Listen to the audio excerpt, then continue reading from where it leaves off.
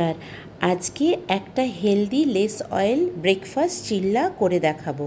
এর জন্য লাগবে সুজি, টক দই, তার সঙ্গে হচ্ছে বিট নুন, গোলমরিচের গুঁড়ো, পেঁয়াজ কুচি, টমেটো কুচি, ক্যাপসিকাম কুচি, গাজর কুচি, ধনেপাতা কুচি। এর সঙ্গে অন্য কোনো যদি সবজি দিতে চান সেটাও দিতে পারবেন। এটাকে একসঙ্গে ভালো করে মিশিয়ে এক সাইডে রেখে দেবো। এরপর গ্যাসের উপরে ফ্রাই প্যানটা বসাবো। একটা টিপস, ফ্রাই প্যানটাতে তেলটা আগে ব্রাশ করে নিয়ে তারপরে গ্যাসটা জ্বালালে পরে ফ্রাই প্যানটা অনেক দিন ভালো থাকে। এরপরে সেই মিক্সচার যেটা বানিয়েছিলাম সেটা অল্প অল্প করে ফ্রাই প্যানের উপরে দিয়ে দেবো। এই সময় গ্যাসের ফ্লেমটা রাখতে হবে লো মিডিয়াম করে।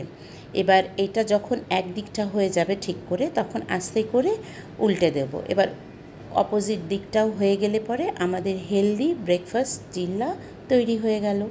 নমস্কার।